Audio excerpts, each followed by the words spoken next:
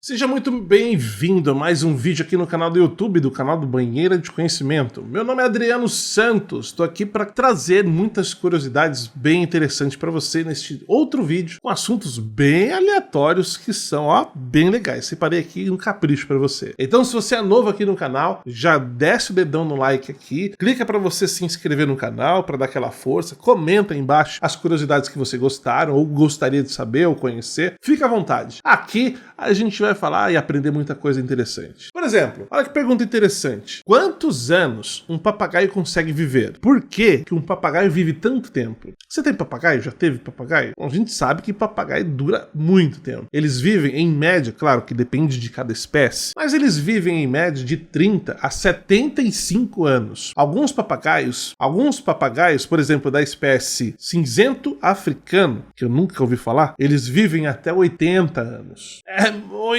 tempo. Mais do que o ser humano, praticamente. Tá, mas então por quê? O que acontece? O que faz esses bichos viver tanto tempo? Primeiramente, eles têm uma taxa metabólica muitíssimo baixa, que significa que eles praticamente não fazem força pra nada, não gastam energia com nada. Você nunca vai ver um papagaio trabalhar, ou preocupado com alguma coisa, ou mesmo preocupado com alguma coisa. Não vai ver.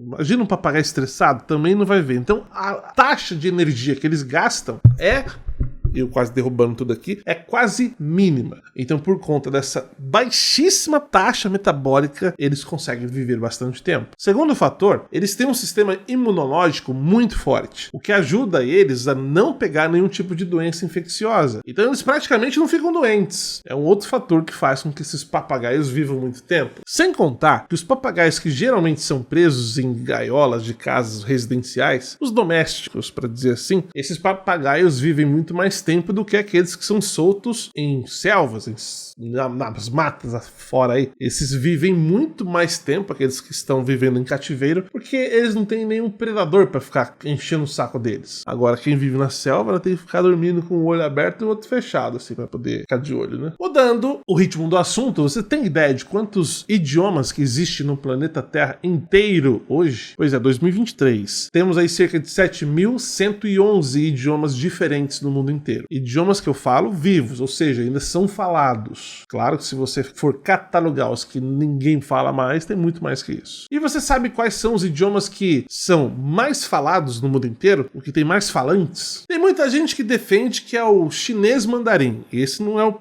mais falante do mundo, não. Esse é o segundo mais falante. O mais falante é, claro, óbvio, o inglês. Isso porque o inglês ele é utilizado como língua internacional para transações comerciais, turismo, para produtos eletrônicos, né? Hoje, embora o chinês está subindo, mas ainda assim hoje tem power.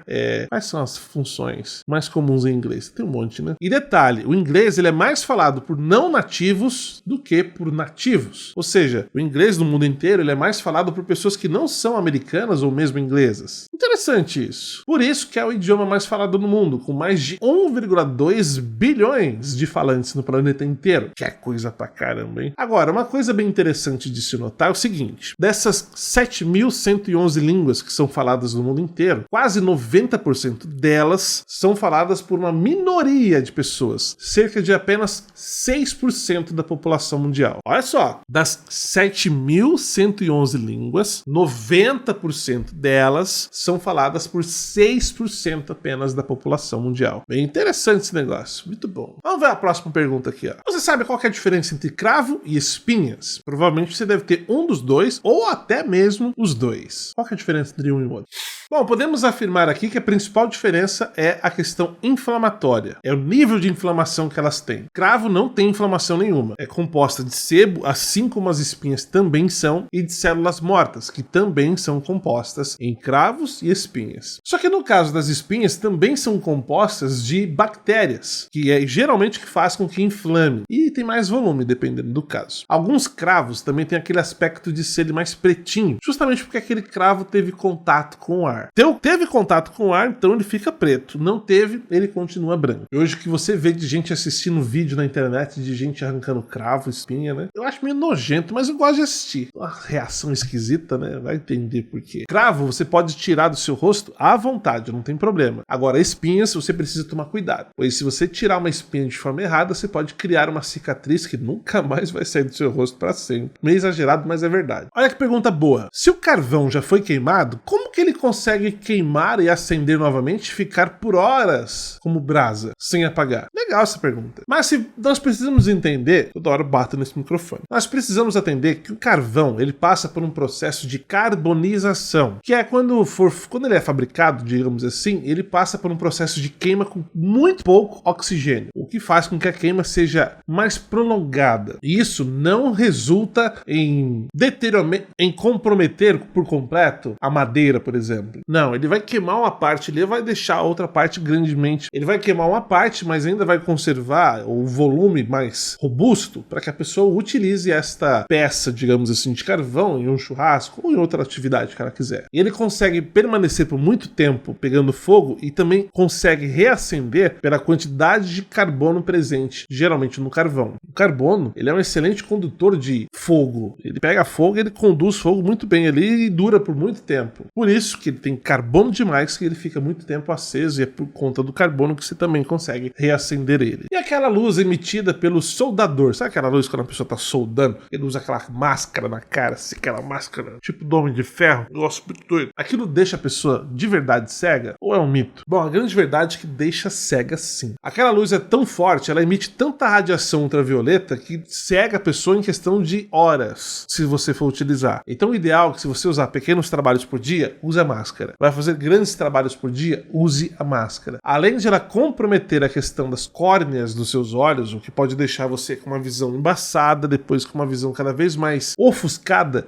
até que a hora chega que você não tá vendo mais nada. Então antes que aconteça isso, use uma proteção. Não somente para os olhos, mas use uma proteção também para o corpo, pois ali contém altíssimas taxas de radiação ultravioleta. Olhar para aquela luz da solda é a mesma coisa que você olhar para o sol. Você tem a noção da gravidade da coisa. Então, nunca olhe sem a devida proteção. Vou te fazer 3 perguntas bem interessantes. Quanto tempo vive uma formiga? Quantas horas por dia que elas trabalham? E outra pergunta que eu quero ver se responder. As formigas dormem? E aí? Interessante, hein? Bom, quanto tempo vive elas? Bom, geralmente, dependendo da espécie da formiga, vamos falar aí de um tipo mais comum, a operária. Elas vivem de 2 meses a 1 ano, em média. A formiga rainha, que geralmente só cuida da procriação, né?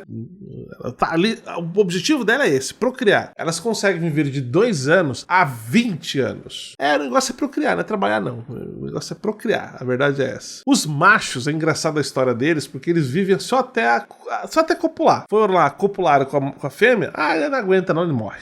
Eles aguentam até a cópula, mais nada, morre na hora. Acho que não é interessante ser macho na formiga não, né? Ou você trabalha ou você vai copular e morre.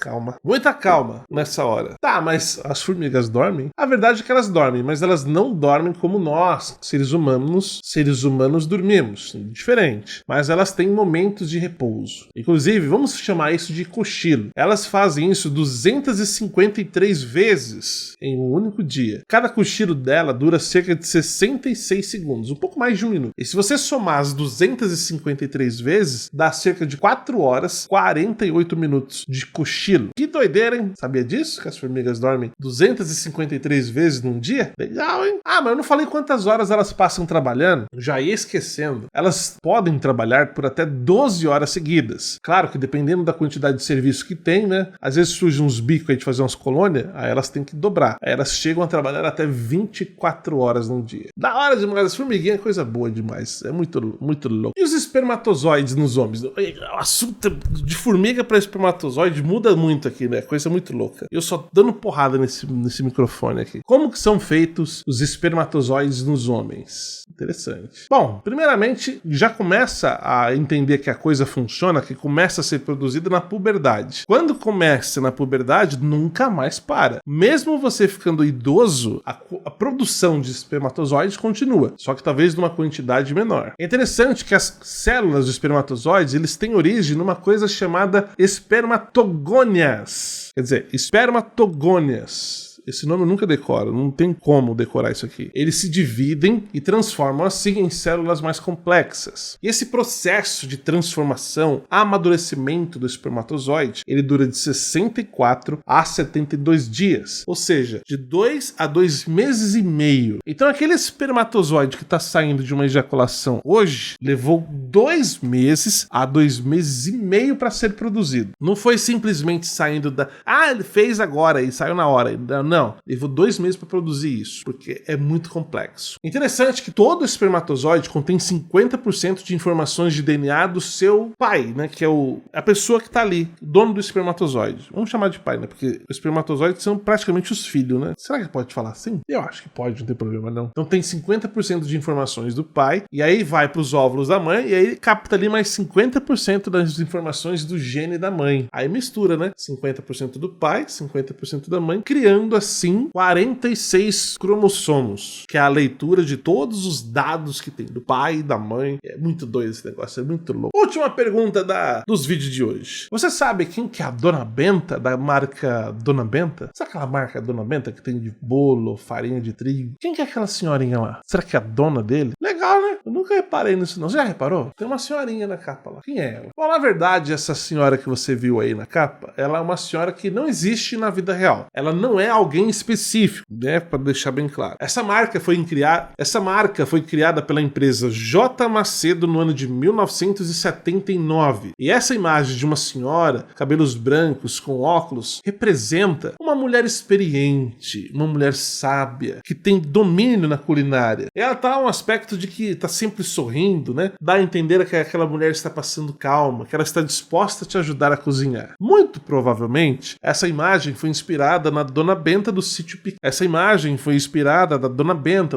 do Pica-Pau Amarelo, lá de Monteiro Lobato. Tudo indica, não tem como confirmar. A verdade é que esse rostinho amigável dessa senhora se tornou uma das marcas mais populares do país, onde você olha para ela e já associa a bolo, farinha, entre outras coisas. É a famosa estratégia de marketing. Muito interessante. E aí, gostou das curiosidades? Qual delas te chamou mais atenção? Qual delas que você não sabia?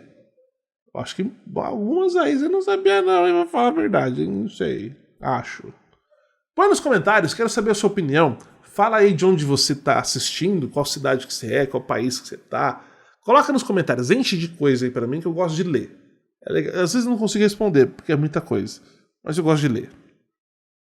Se gostou do conteúdo do canal Banheira de Conhecimento, se inscreve, curta o vídeo, compartilha com seus amigos, parentes, familiares. Até no último vídeo deu uma ideia boa, né? Você vai na rua assim, ó, começa a abordar as pessoas que estão passando na rua.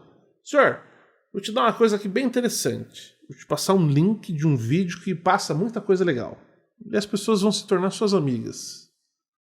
Quer dizer, depende da sua idade. Se for uma criança, não faz isso que é perigoso.